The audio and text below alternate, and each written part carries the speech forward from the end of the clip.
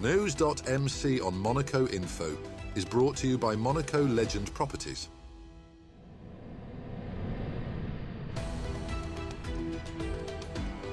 Bringing you news on Monaco's economy, culture, sports and more. Welcome to News.mc, your English rendezvous on Monaco Info. Coming up on News.mc, discover past week's top stories and meet the people who make Monaco. My name is Camille Gottlieb, I'm the president of Be Safe Monaco. You are watching News.mc on Monaco Info. What's been making headline in the past week? A new documentary, Les Anges Gardiens de Monaco, premiered on May the 1st at the Grimaldi Forum, celebrating the 700 volunteer track marshals behind the Monaco Grand Prix. Directed by Frank Florino and produced by Jan-Anthony Nogues, the film captures the dedication, emotion and danger these unsung heroes face. Narrated by Charles Leclerc, the 52-minute film explores evolving safety standards and the marshals' vital role in the race's legacy. Premiering during the 50th anniversary of their iconic orange jumpsuits, it's a stirring tribute to the people who keep Monaco's most famous event running safely. Monaco made motorsport history on the 3rd and 4th of May with a spectacular Formula E doubleheader, hosting back-to-back E-Prix for the first time on its legendary street circuit. Saturday's race saw Nissan's Oliver Rowland take a dramatic win, navigating multiple lead changes, a full-course yellow and the debut of rapid charge pit stops. After overtaking Taylor Barnard and then reclaiming the lead from Nick de Vries with a stunning move in the tunnel, Rowland clinched his third victory of the season, extending his championship lead. De Vries and Jake Dennis completed the podium. Sunday brought wet conditions and a wild reshuffle. Jean-Éric Vergne led early before Rowland muscled past, but it was Sébastien Buemi who delivered a strategic masterclass, activating attack mode at just the right moment to overtake both leaders on lap 23. With energy tight and racing intense, Buemi held firm to win. Rowland placed second, while Cassidy, Da Costa and De Vries rounded out the top five. The races, packed with overtakes, strategy and surprises, confirmed Monaco as Formula E's crown jewel and highlighted the championship's growing excitement and unpredictability. From power management to pit lane innovations, the weekend was a showcase of electric racing's future. Held at the Monaco Yacht Club on May the 2nd, Change Accelerated Live brought together leading voices in technology, motorsport and sustainability to explore the future of innovation. Present was Olivier Wendon, Vice Chairman of the Prince Albert II of Monaco Foundation, and around 10 esteemed speakers, including representatives from Formula E, shared insights on how high-performance electric racing is driving real-world progress, highlighting cars that now accelerate from 0 to 100 km per hour in 1.8 seconds and innovations in battery regeneration technology.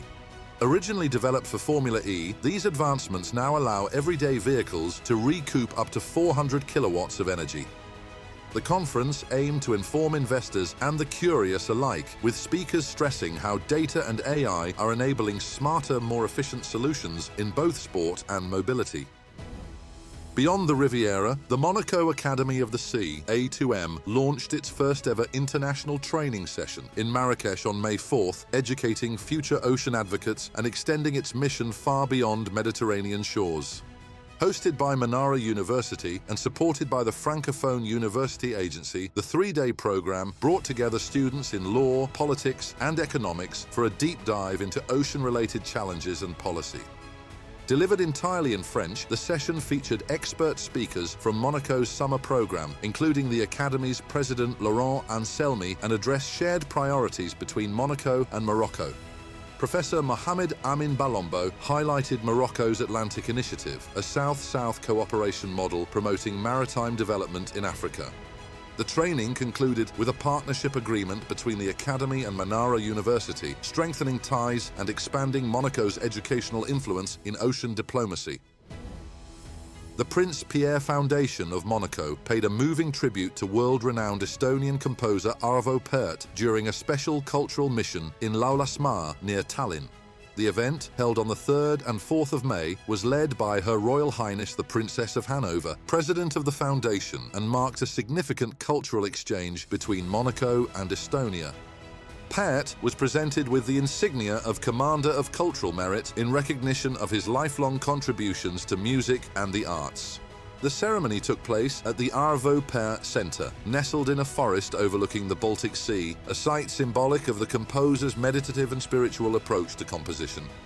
The visit also included a literary conference in honor of French poet Christian Bobin, a former laureate of the foundation.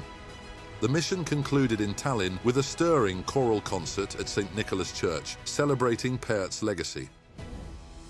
On May the 5th, the Carabiniers of Prince Albert II adopted their traditional summer uniforms during the daily changing of the guard at the Prince's palace. As the clock neared noon, tourists gathered to witness the precise and symbolic ceremony which marks the start of the warm season in Monaco. Dressed in pristine white, the guards will wear the lighter attire until November. The event reflects both practical needs and a long-standing tradition, reaffirming the Carabiniers' ceremonial role and the Principality's timeless sense of dignity and heritage. Dr. Michel-Yves Mourou, a respected radiologist and passionate Monegasque historian, passed away on May the 6th. He began his esteemed medical career at the Princess Grace Hospital in 1987 and co-founded the Monaco Association for Alzheimer's Research in 1990. Alongside his medical work, Dr. Moreau served as a national councillor from 1998 and was later appointed president of the Crown Council. Deeply interested in Monaco's heritage, he authored several books on the Grimaldi dynasty and prominent women of the Principality. He also served as an advisor to the Monegasque Red Cross. The Roca team booked their place in the EuroLeague Final Four with a nerve-shredding 85-84 victory over Barcelona in Game 5 of their quarter-final series. Despite nearly throwing it away after leading the series 2-0, the Roca team held their nerve in a nail-biting finish, with star guard Mike James stepping up in the final minute to seal the win with 20 points and 5 assists. Monaco overcame a sluggish start and a late Barca comeback, proving once again they're built for high-stakes showdowns. They now aim to better their 2023 run, where they were knocked out by Olympiacos, whom they'll face again on May 23rd in Abu Dhabi. Next up, our exclusive interview with the personalities making the Principality.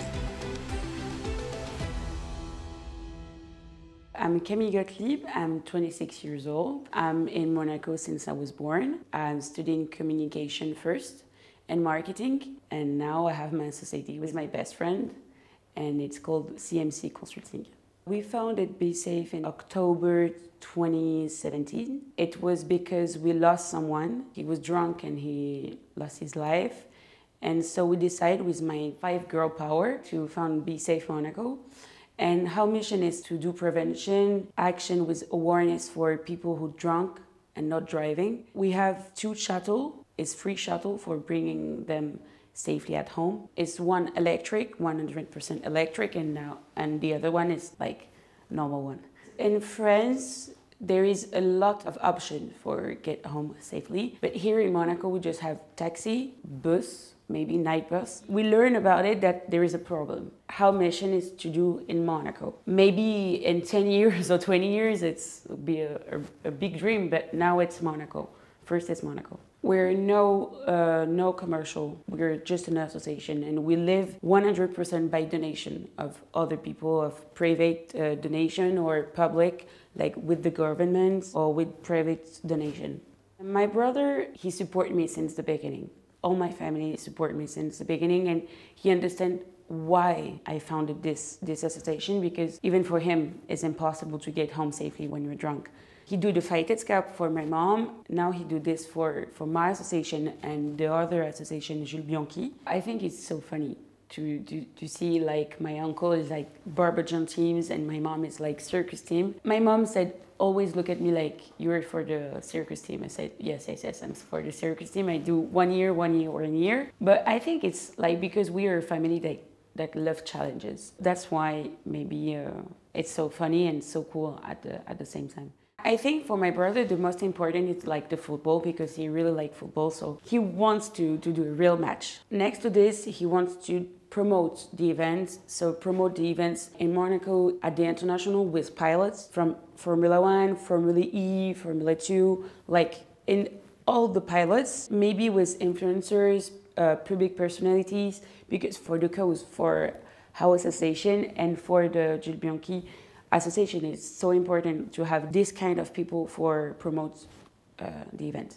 I'm a real big fan of Monaco, and I think for a woman, in the stereotype, I think it's not like a woman who scream like Allez Monaco, always and always like this. And I'm very upset when something happens during the football game. And yeah, I'm supporting Monaco. I love the player, like the team is really good now. And I'm supporting Monaco since till I die, I think.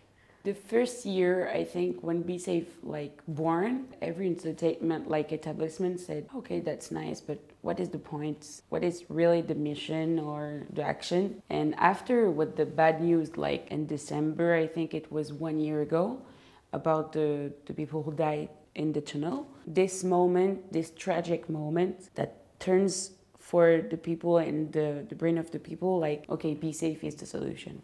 We do like prevention during the in class for the high school. We collaborate with the EUM, University of Monaco, and they're like so kind with us and like help us to promote Be Safe around the university and the EUM events nights. Now I think the teenagers like know the taste of alcohol. It's very dangerous now because it's younger and younger. Our real mission is to sensibilize and to awareness and to do action for the people who can drive. At 14, you can have scooters and you can have also the voiture sans permis, like without license. So before it was no how objective, but now yes, because you can do the scooter, you can do have without license. So yes, now yes, it's enter like in our mission.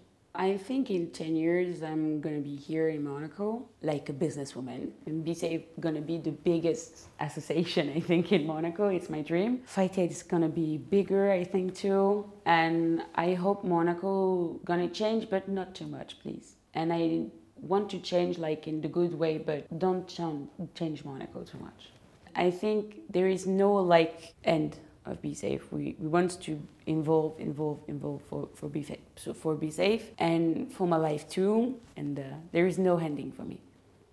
On May 21st at 3 p.m, don't miss the Racing Stars Football Cup at Stade Louis II, a charity match pitting racing drivers from F1, F2, GT and E-Prix against the All-Stars Barbagiant team in support of the Jules Bianchi Association and Be Safe Monaco.